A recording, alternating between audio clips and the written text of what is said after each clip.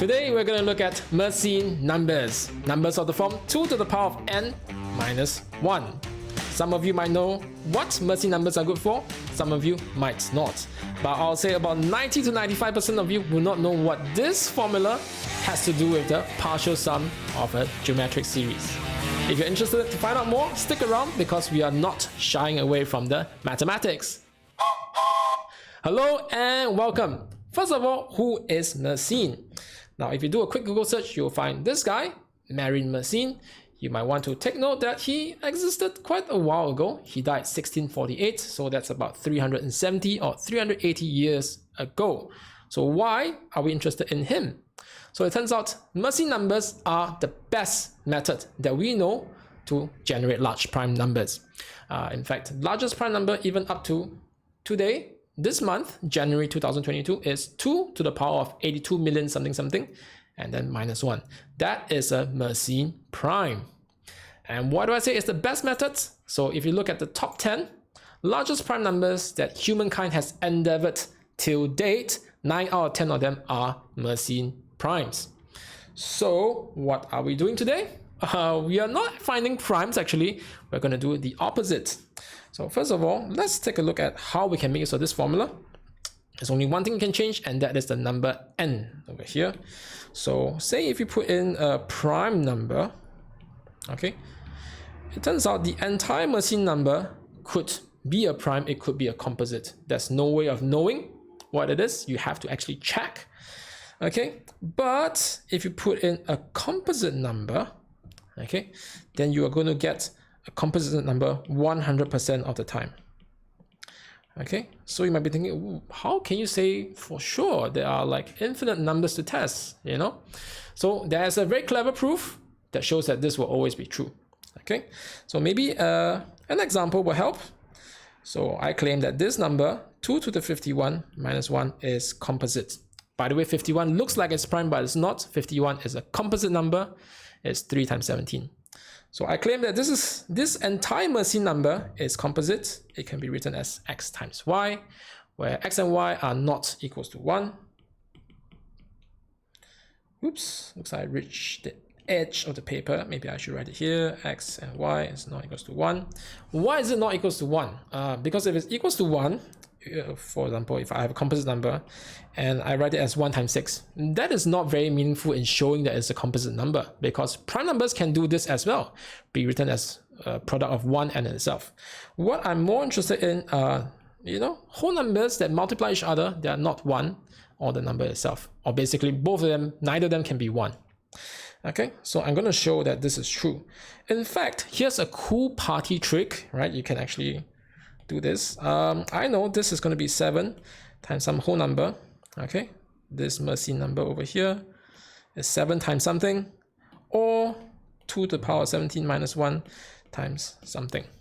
Okay, so hopefully by the end of this video you can do this yourself and be the coolest guy at the party.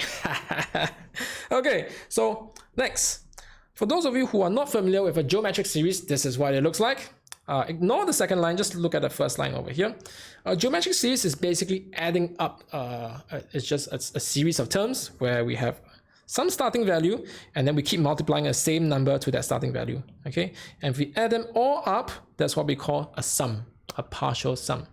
Okay, so that's a very clever way that we can find the sum of all these numbers. Okay, what we do is we multiply everything by r, and that is the second line. If you multiply everything by r, the left hand side becomes rs, and the right hand side looks very similar to the first line, just that everything gets shifted to the right by one place. Okay, and then the next step you want to do is you want to take the difference of rs and s. Okay, so basically the second line minus the first line, you take this and you subtract away the first line. And I just want to line this up. Okay, what you might notice is that the second line, actually they are all negative terms because we actually have a negative sign outside the bracket. If I distribute this negative sign into every single term, then everything is negative inside the brackets. If it's negative, then it turns out we can actually cancel this AR with this negative AR. This will cancel with the negative, positive, the negative, positive, the negative, all the way up to this term.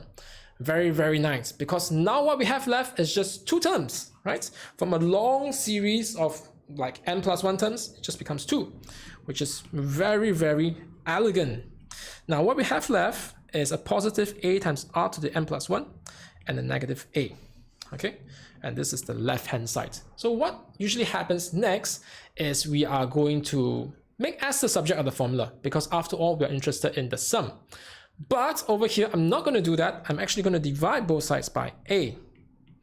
And you find that the right hand side becomes this, which looks very, very familiar, because this looks like 2 to the power of some power minus 1, like our Mersenne number if r is equals to 2. So what I'm going to do to show that this is a composite number is I'm going to write this in terms of something like that, which will bring me back to two very long series of terms, and then from there I'll see how I can factorize it out. Okay, so let's go with the proof. Before we start the proof, a few things that we want to take note. 5 numbers that I'll be using: a, b, c, x, y. They're all natural numbers, right? Next, I claim that this Mersenne number, where we have a composite power c, c is equals to a times b, where a and b are not equals to 1. So another way of saying this is a and b are at least 2, right? And they have to be whole numbers counting upwards. Okay, I claim that this Mersenne number is composite, so it can be written as x times y. Same reason, x and y are not equals to 1. And let's begin. First of all, let's write 2 to the c as 2 to the a times b minus 1. That's our composite exponent. Next, do you remember we are able to turn this? We actually did it backwards, right? We had two very long series that reduce to this. Now I'm going to go backwards. I'm going to generate two very long series just with these two terms. So I'm going to start with 2 to the ab plus something plus something plus something. Okay, and then we have a minus something minus something, something minus 1 at the end. Okay, so everything inside this white box should actually cancel each other out, meaning that they should be identical to each other. The next thing that we need to think of is, okay, this first row and this second row has to be a geometric series, meaning that I need to make sure that I need to divide by a common ratio to get to subsequent terms. So the common ratio I'm going to choose here is 2 to the power of b. Okay, if I divide by 2 to the power of b, then my next term will be 1 less b, which is a minus 1. And the next one will be 1 less b again, a minus 2. And so on until I get 2 to the power of b. Okay, and for the bottom, we can just copy down whatever we have on top, but it's a minus. Okay, and you can also check that if you divide by 2 to the b, you can get 2 to the power of 0, which is 1. Okay, next, let's look at how we can factorize something out of the first row. I'm actually going to factor out 2 to the power of b. If I factor out 2 to the power of b, this first term becomes a minus 1. This becomes a minus 2, a minus 3, and the last term will be 1. So I have a minus 1, a minus 2, all the way to 1. And for the bottom row over here, I'm going to factor out just the negative sign. And I'll write it as minus 1. And you realize that, hey, it is exactly the same as this. Okay, I'm so lazy. I'm not going to write this. I'm just going to duplicate over here. Okay, and since, I don't want this purple line. Okay, and that means I can rewrite this as 2 to the b minus 1 times whatever is inside this bracket. Okay, let's make this a bit smaller. There you go. So we are almost at the end, right? This says that 2 to the power of a times b minus 1 can be written as a product of two numbers. Okay, now I just need to prove that these two numbers are not equals to 1. Okay, as you can see, b is at least 2, so the minimum value of this will be 3. Okay, and if you want to prove this side is also the same, you can already see a 1 here. Okay, we just need to prove that one of these terms is not, I'll pick this one actually, is not equals to 0. Okay, if you learn about exponential functions, you know that 2 to the power of anything will actually be always positive. It cannot be 0. Okay, so yeah, we managed to prove it. So this is how, okay, we looked at an example at the start. 2 to the 51 is actually 3 times 17. And that's how I know, right? It can be written as this times some long series, or this times some long series. That is how I did it.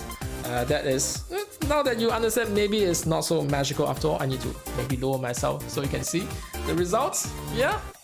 So I enjoyed this. The first time I saw this proof, I thought it was really wonderful. Very great application of series and sequences. Okay, so I enjoyed myself a lot, and I hope you did too. If you like this, let me know. We can do more of these kind of content. And I guess until the next time, I'll catch you on the flip flop.